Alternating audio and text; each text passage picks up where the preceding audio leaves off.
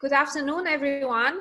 My name is Daniela Rus. I'm the director of CSAIL and also the Deputy Dean of Research for the Schwarzman College of Computing. And I would like to welcome all of you to today's edition of Hot Topics in Computing. We are extraordinarily excited and honored to have Professor Retsef Levi with us. Retsef is a professor of operations management at the Sloan School of Management. He's also a member of the Operations Management Group at MIT Sloan and affiliated with the MIT Operations Research Center. Retsef received his bachelor's degree in mathematics from Tel-Aviv University and a PhD in operations research from Cornell University. His current research is focused on the design of analytical, data-driven decision support models and tools that address complex business and system design decisions. And today he will build on this experience to tell us about risk and COVID-19. Retsef, please take it over. Thanks, Daniela, and thanks everybody for taking time in such a busy schedule to listen to some of the things that we'll talk about today. So today I will share some thoughts about the COVID-19 outbreak that clearly is at the center of attention for all of us as individuals and as collectives. I'm going to talk about some ideas, some examples. Just admittedly, I probably have more questions than answers. This is still something that we all learn what it means to us. A lot of the work that I will talk about has been done with a lot of collaborators, both within MIT and outside MIT, and as part of a voluntarily organized group of people that is affiliated with MIT, but there is not formal part of MIT at the moment, that is called the COVID-19 Policy Alliance. And I'm going to, in a second, tell a little bit more about that. And what I will try to do is really to talk particularly on the issue of how targeted risk analytics can help fight the COVID-19 outbreak, and try to speak again to opportunities where data and analytics can actually make a difference, which is something that naturally this audience is particularly interested in. But I would try to put it in a broader context of kind of how we might want to think about the outbreak and what we can do about it. So let me start with a few things that are new and not so new about this outbreak, because I think it's very important to start with that and sort of talk about that. So one thing that is not that new is that this is yet another example of the tremendous risk for human health, a global risk that comes from what is called zoonotic diseases. These are diseases that are transmitted from animals to humans. This outbreak is not the first case of that particular mechanism. There are other recent examples are the SARS that happened about 12 years ago, and H1N1, which is even more recent. All of them came and were transmitted to humans from animals, from wildlife food supply chains and agriculture supply chains. And similar to the COVID-19, and just another reminder of how significant that type of threat is to the humankind.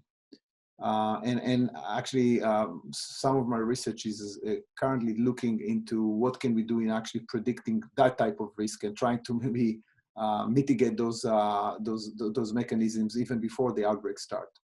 But I'm not going to talk about it today. I'm happy to talk about this offline. But what is new about this outbreak? This outbreak has a few characteristics that makes it very unique and maybe new, and maybe explains why we struggle to actually manage it so much. So one of the major things that is new about it is that you have the phenomena of asymptomatic patients that can infect others.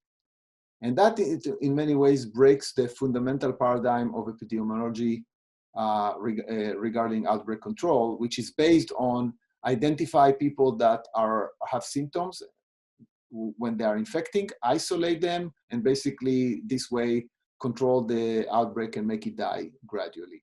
So that doesn't work in this case because of a substantial number of cases where people with no symptoms or before they have symptoms, they can actually be infecting. The other thing that's somewhat unique aspect of this outbreak is that it has a very highly variable impact on humans.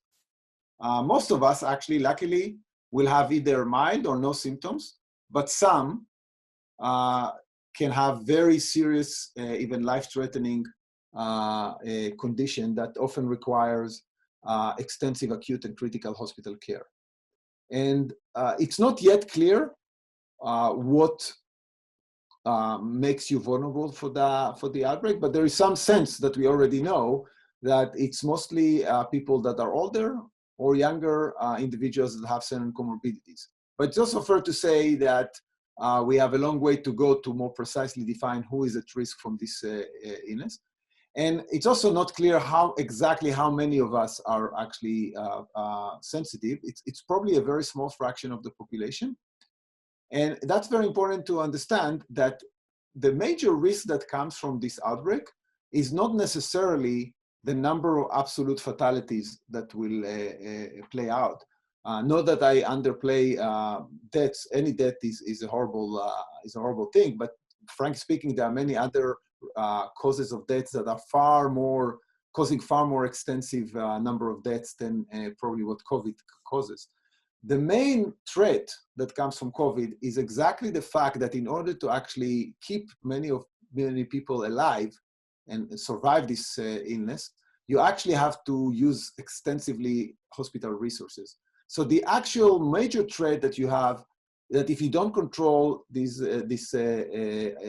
outbreak appropriately, you could see a scenario where your hospital system simply crashes, in which case you're actually going to have many more fatalities that will be caused not only by COVID, but actually by many other conditions, heart attacks, strokes, and so forth, and cancer, and so forth, because the health system will be completely compromised. So saying that, let me just speak a little bit about the agenda for today. I will try to go back to some of these points and sort of illustrate what do they mean. I mentioned that this is part of a work that was done by an organization that is called the COVID Policy Alliance. This is a voluntary effort that started about 2.5–3 months ago. And it kind of evolved over MIT, and it currently includes over 65 people, mostly students from 5 different programs at MIT, and multiple faculty, and it's being co-led. I have I'm fortunate to be able to be part of the leadership of the organization together with my colleagues at Sloan, Simon Johnson and Kate Kellogg. But again, if I had to name all the people that contributed to this effort, it's probably going to be more than an hour and more than one slide. So I'm going to just mention, as we go through the different examples, the people that at MIT that were participating actively in the development of the specific tools or efforts that I'm going to talk about. So that's what I hope to do today, to just give you a few examples of how risk analytics could potentially contribute to the issues related to the management of the outbreak. And I want to also highlight related challenges more broadly that can be informed or can be addressed by data and analytics, and it can make a difference. I know that many people on the call or on the listening are interested in that, so that might also inspire them to start thinking about this. As I said, joint work with many collaborations. So let me start by just illustrating some of the points that I already trying to make by actually going back to some lessons that we learned from Italy. So Italy, as you probably heard about, if you didn't read, but that's one of the countries with the worst experience with COVID-19. One of the highest number of both cases as well as fatalities. And actually, even within Italy, the epicenter of many of the both fatalities and cases is coming from a relatively small region that is called the Lombardy region, about 11 million people. And that was kind of the epicenter of the outbreak in Italy. And in fact, the epicenter itself was actually even more concentrated in several villages and small towns within Italy. And you see some of the names here. So for example, Bergamo, which is a town of 120,000 people, just by itself generated close to 1,000 deaths and many hospitalizations and people that were seriously ill. So one question that immediately came to place: what made Italy in general and that region in particular so bad, right? Is it something unique? How can we explain that?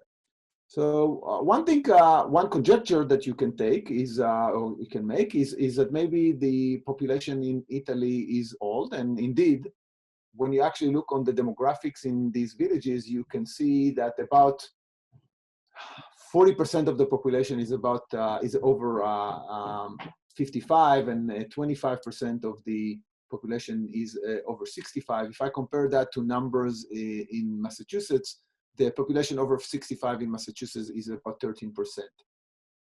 So that could basically support the hypothesis. Oh, you have more older patients in these places. Maybe that's the reason why they have more deaths. Somewhat maybe supporting that, but maybe not explaining it entirely, because there are other places in Europe, particularly Germany, that have a relatively similar demographic of old people and does not nearly have anything similar to what we see in Italy. So probably there are more things that can explain what is happening here. So one other conjecture that our research suggests is that it has to do with the social structure and the family structure in Italy. So actually there is some social science research that suggests that in Italy, the connection across the age groups is actually very different, much more intense than other countries. It's basically an outlier. And that could potentially explain why the epidemic or the outbreak has spread much more dramatically into populations that are older. Yes, is there a question? Yes. Retsef, could I ask you, I have seen some data on Lodi versus Bergamo. And it's so interesting, they're neighboring regions, yet Lodi I'm talking about this in 2 slides. Okay, all right. I'm going to address that in 2 slides. Okay. Great question. Good. Okay, so that's kind of one explanation. So it's actually, interestingly, social structure might be actually a very significant risk factor in how this outbreak spreads, and particularly how does it spread into more vulnerable populations. If you think about that, actually younger people tend to be more exposed to the outbreak. They move more, they work, but now when they actually interact intensely with the multiple older generations, then that actually could be the recipe for bad outcomes. Another conjecture that you could sort of put here is pollution, environmental pollution. Actually, Bergamo and these villages are among the most polluted area in Europe. But it's still not fully explained. But let me also suggest another explanation of what could have happened. So what you see here is in the critical period from when the outbreak started, towards the end of February through March 20, you see a comparison here between the Lombardy region and the rest of Italy. And the idea is, okay, let's just look on relatively similar populations. And you see here on each one of them, you see 3 graphs. The upper graph is the total hospitalizations due to COVID over time, right? The yellow and yellow and light blue are the ICU level of hospitalizations. And then there is also the mortality, the mortality, right? And what you see here, for some reason the color changed on me, so it's supposed to be the same color. But if you actually look carefully, around the 8, there is a very similar picture of these graphs. And then after the 8, the graph of mortality, the rate of mortality in Lombardy is picking up and is actually going up much faster than the rest of Italy. Okay? So we actually wanted to understand better what is happening here. And here's some analysis that suggests the potential explanation. So what do we see in this graph? So we actually, again, we calculated 3 quantities for each one of the, for Lombardy and the rest of Italy. H will be the graph of 5 days moving average of hospital census. ICU will be the 5 days moving average of ICU census. and D will be the 5 days of deaths or fatalities, 5 days average of fatalities. And what we see on the upper level here is the different series between the ratio of deaths over hospitalizations between Lombardy, the Lombardy series, and the rest of Italy series. And here you actually see that around the 8th of March, before that, these two series, the different series seems to have actually an average of 0. So basically the two series behave about the same on average. And after the 8th, there is a statistically significant increase in the D to H ratio in Lombardy, and the difference becomes 1% and then even grows to almost 2%. And that's statistically significant. At the same time, what we see on the bottom diagram is the ratio between ICU and H, which is essentially how many ICU beds you're able to put together versus the number of hospitalization that you have. And you see an interesting scenario here that the Lombardy ratio is going down consistently, and while the ratio in the rest of Italy is going up. So what could be an explanation to what we see here? If you actually think about the number of people hospitalized, a certain fraction of them need ICU care in order to stay alive. So and that's about 17 to 20%. What we believe this graph suggests that once the ratio goes below that you don't have enough ICU beds, that could actually contribute significantly to the mortality rate.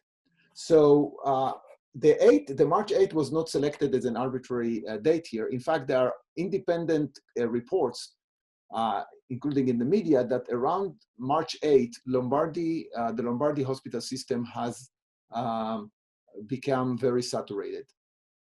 So what we believe that one of the contributing factors that happened in the Lombardy region is that they actually really experienced the real scenario of hospital crash. They weren't able to staff enough ICU beds, to build enough ICU beds, or to overflow the surge to other regions in Italy. And as a result of that, many people did not get the care that they needed to get and died. And that kind of contributed significantly to the death rates. And that could be one of the major explanations about the difference between Lombardy and the nearby region. In a second, we'll talk about another difference. But that's kind of one thing that highlights two things. A, the care that you are able to provide is affecting very much the performance, the outcomes, right? B, it's very localized. 3, you need to really, the risk of hospital crash is a real threat. It's not a hypothetical scenario. That can happen, right? In fact, we know that it did happen in the US in some places, like in New York. We know that in some places in France it happened. So this is actually a real threat that this outbreak can bring. Now, so what the conclusions are, as I said, microgeographies, demographics, and microgeography dynamics actually play a major role here. Even nearby areas, like what Daniela talked about, she basically mentioned a different region in Italy that is just on the border with the Lombardy area, and towns that are really very close to each other, which behave very differently in terms of the number of fatalities and so forth. In particular, the Veneto region near Lombardy had a very different performance in terms of both number of cases as well as number of deaths per capita. So that's kind of one thing that we need to remember. Hospital crash is not a hypothetical scenario; it's a real scenario. But then to Daniela's question, here are two villages, Condongio and Vo, in the Veneto area, that started basically very much from the same starting point of the Lombardy region towns. But they took a different approach to how to manage the outbreak. And that approach was based on aggressive testing and aggressive targeted social distancing, of really isolating the people that are being sick and their contacts, and really preventing the infection from spreading. And they were basically, with 4 weeks of very aggressive effort, they were able to actually get to a place from being a hotspot to not having any new cases, right? So that actually highlights, again, that when we look on outcomes, cannot be considered or studied without deeply understanding what were the local actions that were taken on the ground to actually mitigate the outbreak. Unfortunately, in a second, we'll talk about the US, and let me put it this way. We are not following the ideal model of these two towns, to say the least.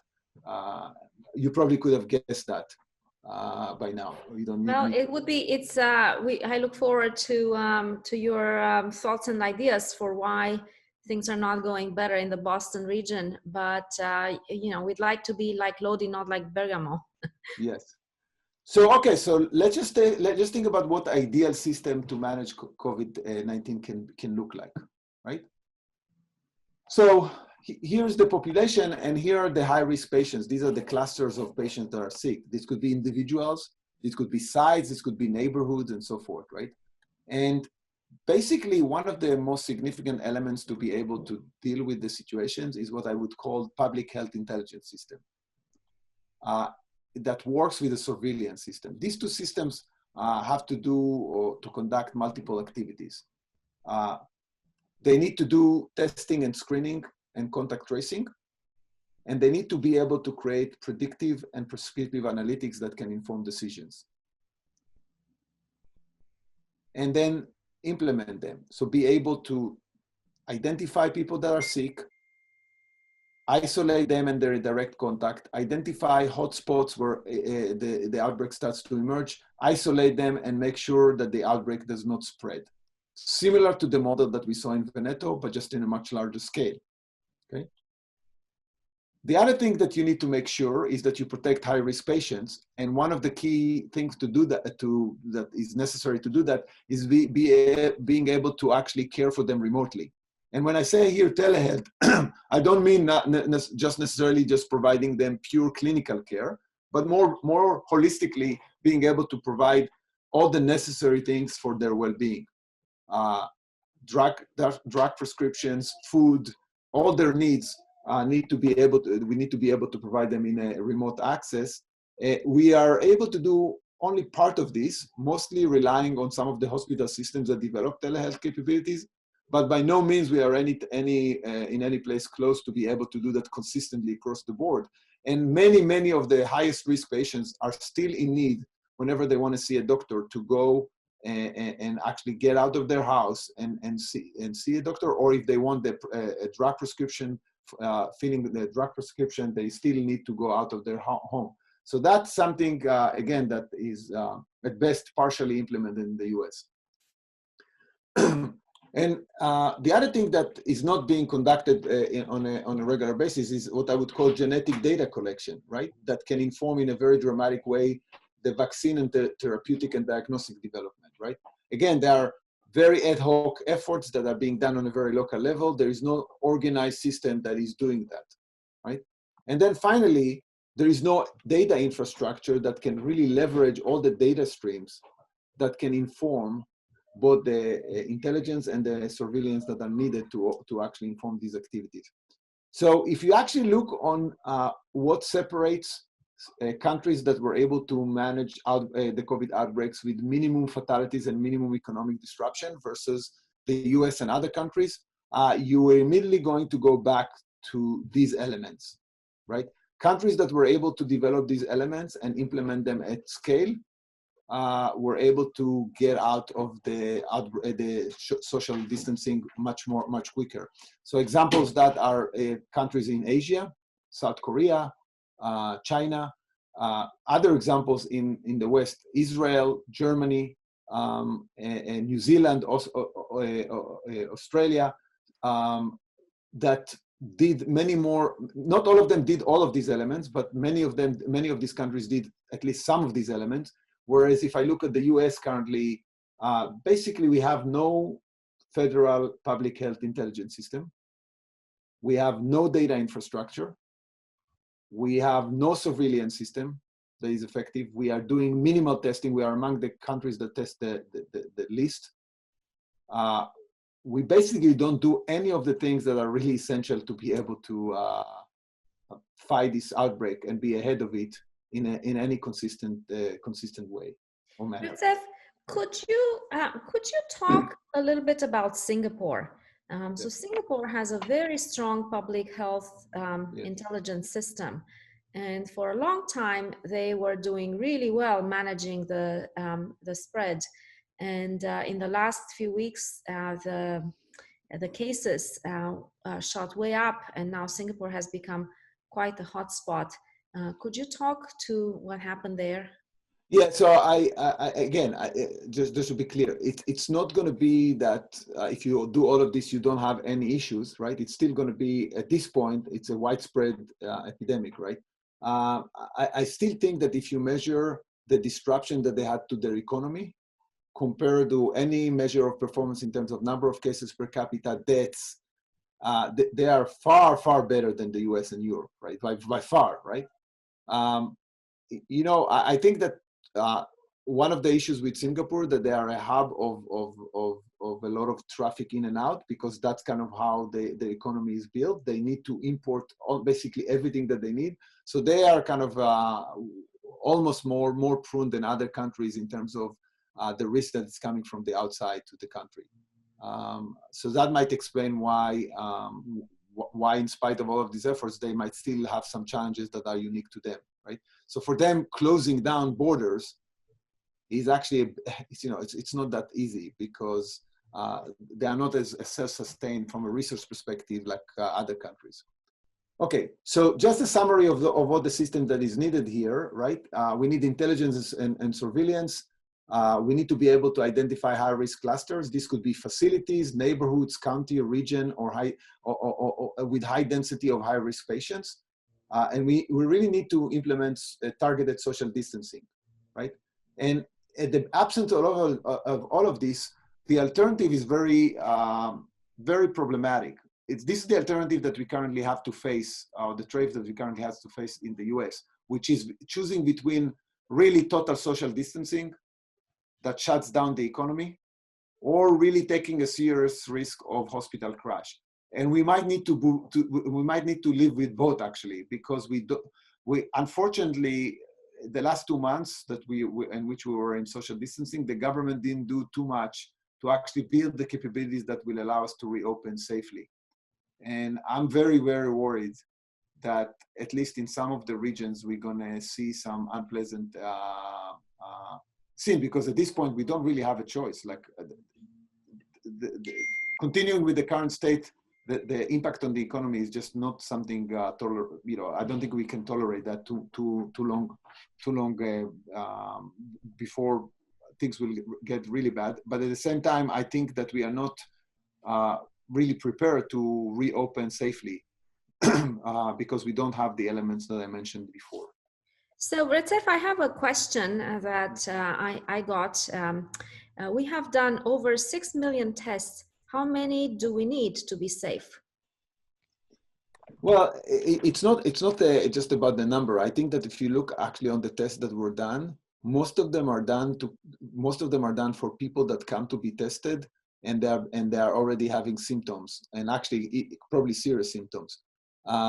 And also the question is, what do you do with these tests, right? And how do you actually use the information from the test? So I think that currently, and I'm speaking with experience on working with multiple states, I think that currently the tests are being done mostly to decide whether you are, how to treat you in the hospital, right? And maybe send you back to stay at home, right? There is very little contact tracing. It's very slow and very limited. In many states, actually, the testing is extremely limited. I can tell you that, for example, let's just take Massachusetts. Actually, 60% of the deaths and cases are coming from senior care facilities. If I have time today, I'm going to talk about it more in details. There is very little testing that is being done in senior care facilities at the moment. So I think that it has to be scaled by a factor of at least 5, 6, and it has to be also accompanied with the right intelligence and the right interventions that follow the testing, right? And it has to include also serology testing and other types of testing that are more random rather than just waiting for patients with symptoms to come to be tested. So it's both the quantity, but also the strategy and the entire system that you need to build around the testing that we don't have at the moment.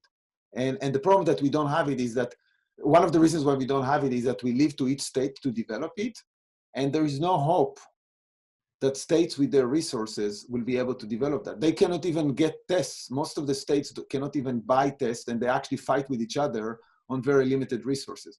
And let me contrast that with Germany. So, and actually the analogy to Germany is very interesting because when you say to people, oh, South Korea tested a lot, people say, oh, this is a small country. They have a very strong central government, right? So Germany is a federation as well. They have exactly the same interactions between federal government and states. What Germans did, and you cannot suspect the Germans to be with light bureaucracy, right? But they recognized the hour, and they basically, once all of this started, they put together all the industry players and tell them, we are removing any regulatory barriers, develop test capabilities, and go, right? And Germany is one of the countries that tests the highest number of tests, because the government was actively working with the states to actually remove all the barriers, right? Sorry, also Germany got started on making the tests early on. Yes. So when they had cases, they were prepared. Let me talk about the specific example of some work that we've been doing. This is you see here just a partial list of the people that worked on this. It's a big effort. And the idea is to really to create what I would call a county level predictive modeling. And let me step back. So most of the predictive models about the epidemic currently are at the state level. And that's nice, but that by no means is helping a state to manage and make decisions. Because again, as I will show hopefully, the dynamics within a given state between different regions in that state could be dramatically different. So from a perspective of supporting decisions, there is a great need to actually create something that is much more granular, okay? What are the key ingredients of this model? First of all is the robust data infrastructure.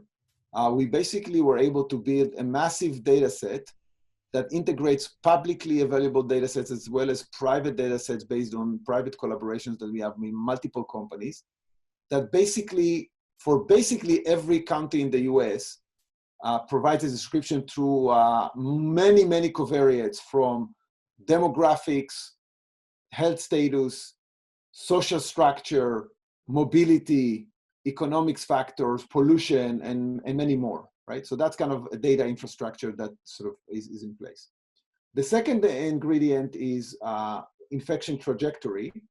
That essentially is a machine learning model that is based on a variant of one of the central models in epidemiology that is called the SIR dynamics, but with key modifications that allow both the granularity, basically county or region level predictions, and much improved stability. And here I would like to emphasize an important thing that is actually maybe relevant to an audience like that.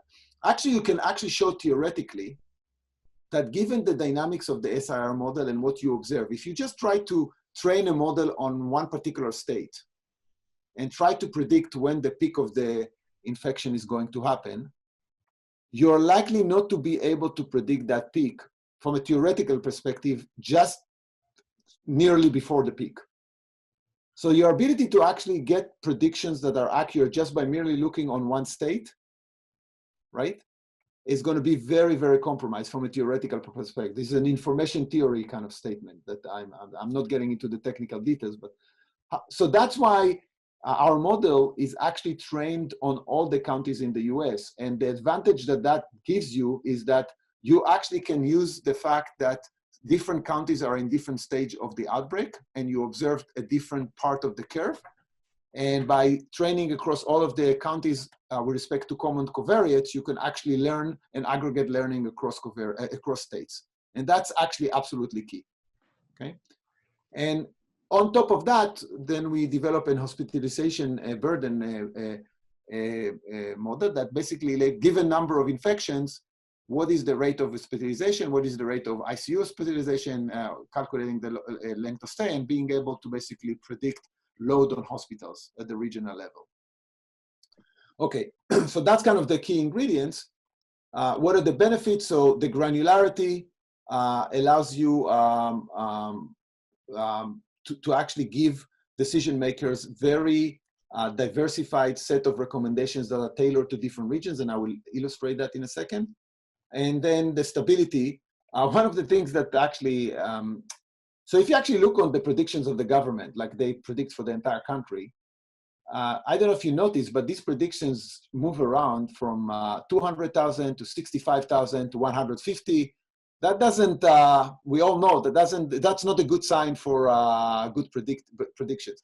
Actually, if you look on what they are doing, they are not really predicting, if I may say. They are more like fitting a curve to the current data and then assuming that the current curve is the future. And that curve can actually move around very, very significantly based on the additional data. So we try to avoid that, and our actually predictions seems to be quite stable. And out of the model, other than just infection rate and growth rate, we also predict something about the epidemic status that is called the reproduction factor, which is maybe one of the most significant indicators that you want to follow when you look on an epidemic, which is essentially what is the rate of infection, or in other words, what is the average number of people being infected by each patient, by each infected person. Now, just to cautious that statement, we currently have highly censored data about the outbreak because we test in a very limited way, and there are many people with no symptoms. But nevertheless, I think that our predictions are quite useful. So let me summarize, right? So this is a summary of what we are doing. And one thing that in our work currently with some states, one of the major issues that people are currently thinking about, okay, what happens when you start to relax social distancing, right, and start to reopening the environment, right? So it's one thing to say, hey, we are under shelter in place in Massachusetts. We are going to be there until May 18. Let's just predict what will happen by May 18, right? So that's kind of not easy. But now you have states that say, hey, I actually want to start opening. You tell me now what will happen in 2 weeks from today after I open. If essentially there's no data to know what will happen, right? So we wanted to think about this in a certain way that would still give some sense. And basically, one way to describe the potential policy is through mobility. And we basically look at 2 features in every strategy. One of them is when do you start to relax social distancing? And the other one is the rate by which you bring social mobility back to baseline normal. Retsef, what mobility data or mobility assumptions do you use? We currently use multiple sources. There are multiple companies that put some mobility data in the public domain and allow people to use. We also have some private collaborations with some other companies. Currently, we mostly use the SafeGraph data and mostly looking on stay-home ratios. And we are working now to add additional features to the model. But let me show you how this can be used to at least get something sensible, right? So, but before I do that, I want to emphasize the major data challenges. Some of them are objective, but some of them are subjective. So just experience from working with some states. Many of the states do not even know to assess their hospital capacity. They just don't know. When you look on how they report hospital capacity, you say, hey, it doesn't make any sense. Could you get accurate data? And they cannot. So that's the level of affairs. That's the state of affairs currently in the US, the #1 country in the world. We don't even know what is the hospital capacity in many of the states. It's not being shared on a regular basis. So the data challenges are really, really dramatic in the US currently. And I think that that's one of the things that inhibit a lot of the work around analytics at the moment with respect to that. Okay, so just to demonstrate, I'm sorry, I'm not going to reveal the state because this is something that we are doing under NDA. So I'm going to just show you a picture, but imagine that it's a real state. Okay, so what do you see here? The blue line is actually actual mobility measured from actual data. And what you see here is a big drop because of the shelter in place up to about the last week of April, where they started to kind of informally relax social distancing. And our predictions are basically predicting two sets of scenarios. One of them that you start relaxing social distancing on May 1st, and the other one that you relax social distancing on June 1st. And then for each opening day, you actually have different rates of going back to normal. So for example, the green means that you go 75% to 75% of March 1st mobility that was before the outbreak by July 1st, and then 90% of normality by August 8th. The red is a slower pace. The purple is opening in June and maybe moving a little bit faster, right? And what is the blue? The blue is staying in the current state of shelter in place. So that's kind of current state of mobility, right? And for each one of those scenarios, we can actually predict what will be the impact on hospitalization census, right? And we can do it by the region. And actually, I'm going to show you that the regions are not being affected in the same way. So if you actually look on this region, basically, if you open in May 1st, you're going to open probably when the infection still has a reproduction rate of more than 1. And if you actually do it too fast, this is the green scenario, you're going to likely run a risk of stripping out your hospital capacity. That's the dashed line here. Whereas if you do it slower, you have a chance of maybe not compromising that capacity, right? Clearly, if you keep social distancing, you're going to be in good shape. But that's maybe going to have an economic impact that is actually maybe not desirable, right? So that's kind of one region. Let's just look at another region. Oh, sorry, that's basically the same region when you open in June 1st. So now you see that if you wait a month, you're likely to be in much more better shape in terms of risking the hospital capacity, right? And again, it gives you very tangible information about the predicted reproduction rate, the RT coefficient, which is something very important in this case. Here's another, this is here, you see here the capacity. This is a region where you don't have a problem, right? You don't seem to have a problem. You can actually go fast and relax social distancing. You're not going to have a problem. And here is another region that if you want to open, you better think very carefully about how you put more hospital beds in that region, because you're going to be in deep trouble if you don't do that, right? So as you can see, that's the same state, by the way. So even within the same state, you can have very, very different local conditions that understanding them is absolutely key. And by the way, you can also enrich this analysis by not only thinking about the hospitalization aspect, but also think about the economic value. So the next phase of that will be, hey, I want to open restaurants. I want to open saloons, right?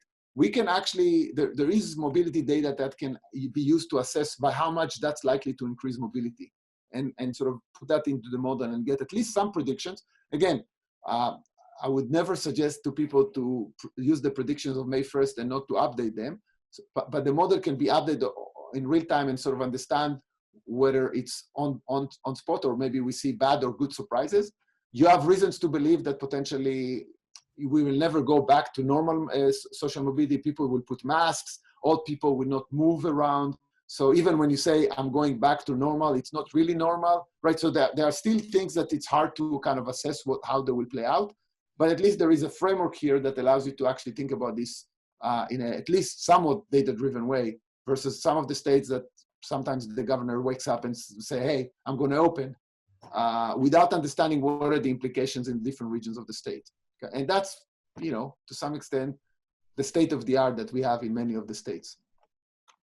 Okay, so what are some open questions? As I said, we have many challenges with the sensor data. We actually have limited testing, and we have a lot of people that are asymptomatic. We actually have growing evidence that the number of infected patients is probably much, much higher than the reported cases, which is actually good news in many ways.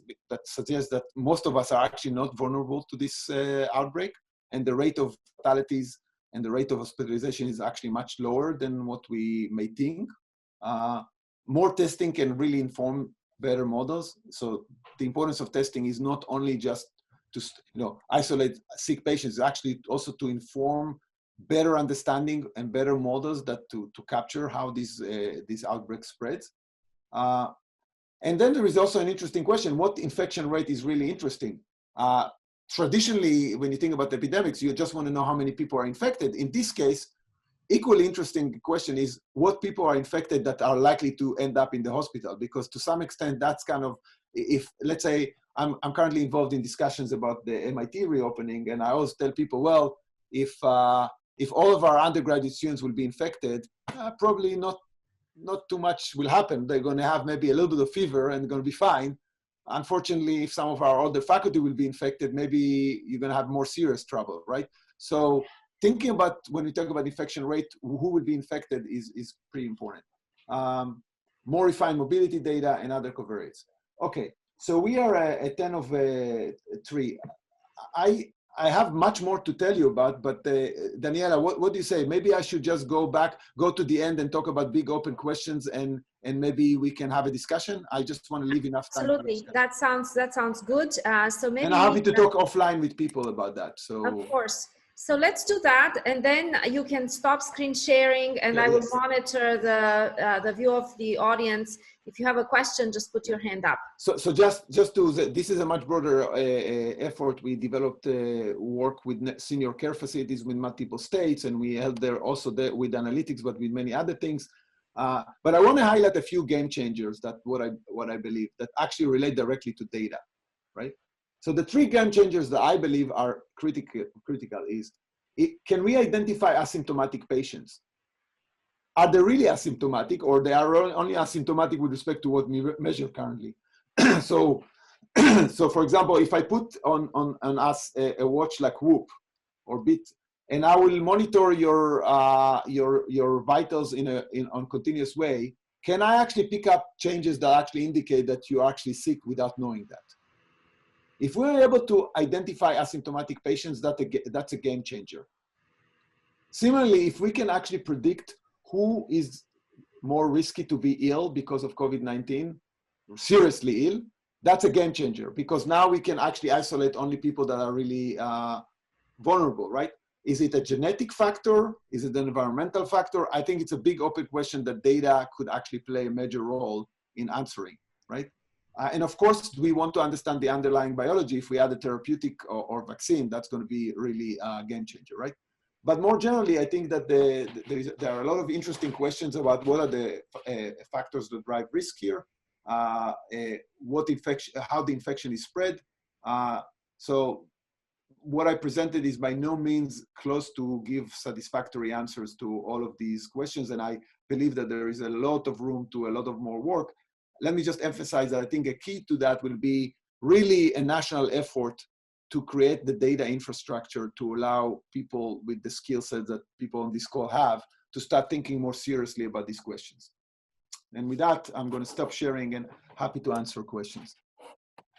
So while we're waiting for questions, Retsef, I wonder if you can say a few words about the problem with the seniors and senior living facilities. Yeah, it's something I'm very interested in personally. So this is something that we identified 3 months ago as a major potential risk. The big issue there is, well, you have a high concentration of both the residents and staff that are typically among the high risk populations. Very old, sick people, a lot of comorbidities among even the staff members. I don't know if people know, nursing homes are not exactly an ideal job to work in a nursing home. It's not a faculty, or even, you probably make less than a student at MIT if you work there, or close to a student at MIT. And the other problem with them is that even under social distancing and shelter in place, they're actually not isolated because they have employees coming in and out. And the problem is that none of the states implemented a way to actually control this in and out flow by aggressive testing. And now we are in a situation that basically in all the states whatsoever, we actually have massive spreads of infections there. And in order to think about this problem, you need to think about 4 dimensions simultaneously. You need to think about testing, including the staff. You need to think about PPEs to protect the staff. You need to think about infection control and cohorting. And you need to think about workforce, because many of these facilities are now at about 60% or 50% of their staffing levels, because staff does get sick, staff don't want to come to work because they don't have PPEs. And so actually one of the initiatives we led together with is to build a platform that actually help them recruit new staff. But this is a very complicated system level problem that all of these things are related to with each other. We currently, Kate Kellogg, my colleague, and others are leading an effort with the state and here in Massachusetts and one of the industry organizations to actually try and support these facilities. I can tell you that our students were able to purchase for them PPEs for $2.3 million because they didn't have any other way to get it. So our students are amazing. They are doing some unbelievable things. It's kind of unbelievable to be exposed to how talented, resourceful, and passionate they are. Retsef, Ron Rivest has Yes. a question. Ron, you can. Hey, thanks. Yes, Ron. Thanks. That's a great talk. I had the sense that you were only talking about a limited set of policy actions compared to what you're actually looking at. I was wondering if you could sort of maybe not. I mean, are there things that you can model that you didn't talk about or have modeled, just in terms of things that could be done for interventions of various sorts? Yeah, I think one of the things that is interesting to me is what kind of targeted social distancing policies you can implement, right? And it starts with being able to identify sick people fast and their contacts and put them away, right? That's a success. That seems to be very effective policy in many countries. We don't have any of that at the moment in the US, unfortunately. I know that you and others are working on a very important piece of that, but you need a receiver on the other side. Unfortunately, you don't have a receiver at the moment. That's right. Another one is taking care of high-risk patients, particularly. So I would expect Medicare to build a special program to keep these high-risk patients at home and make sure that they are not actually interacting with places that have high risk. A third one is to protect senior care facilities.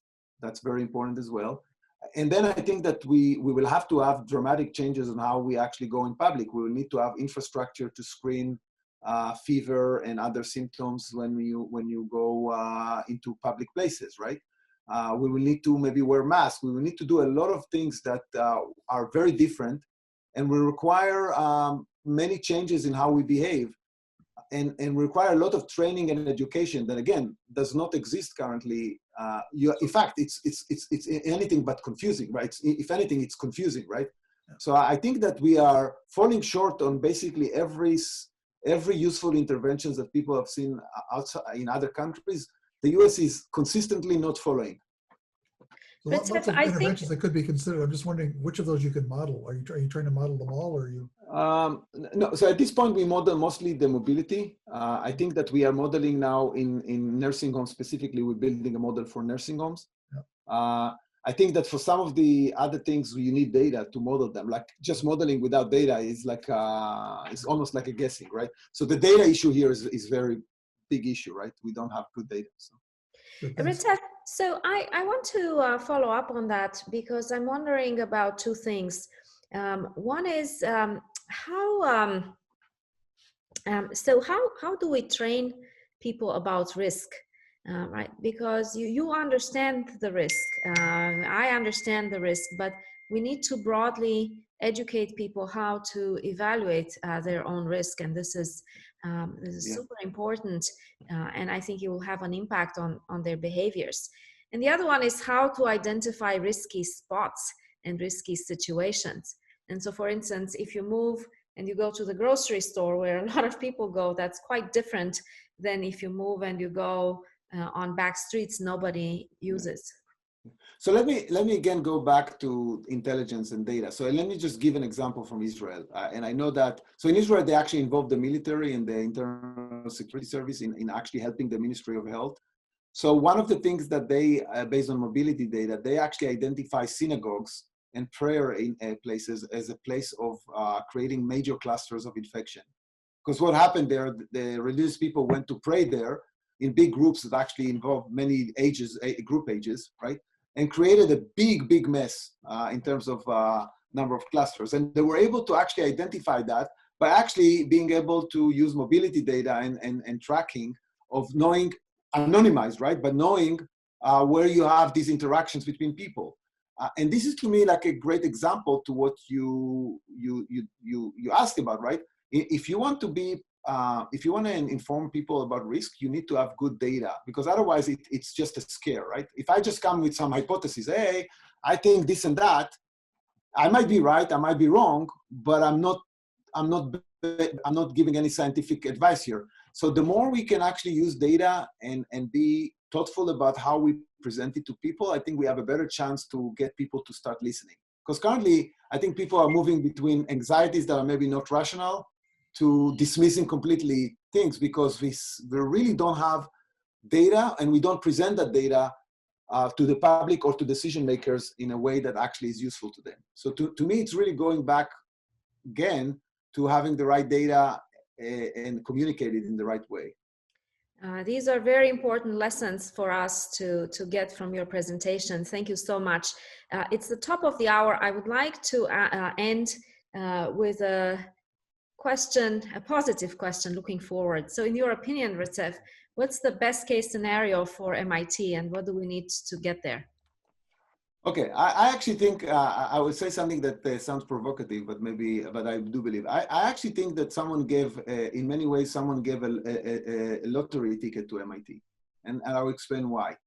Because if you think about the world after this outbreak and under this outbreak, and you think about all the global challenges and the societal challenges that we will have to face, both as a country, as a society, as a world, right? Each one of them, I actually believe that MIT is extremely strongly positioned to be an intellectual and a leader in the forefront of the thinking and developing of solutions. So I think that it's just a matter of our choice. If we just be willing to a little bit pivot what we are currently doing and dedicate an organized effort towards the set of challenges, and it's from supply chain through vaccine development, through social contact tracing, to intelligence, to analytics, right? Every direction that you're going to think about, MIT has the strongest skills possible. And if I compare it to the previous crisis that we have, let's say in 2008, when it was a financial market crisis, where it was very clear, yeah, we are good in finance, but we are not like the only good place of that. Here, it's directly related to the core strengths of MIT as a place that can bring technology, analytics, and social science into into a global system thinking. I think that this is just really an opportunity that we have to seek. Well, thank you for giving us the challenge to embrace the world's problems and what we know, and come up with solutions for a better world. Thank you so much for a great presentation, Retsef. Stay well and healthy. Thank you for joining us. Same here to everybody. Thank you for your attention.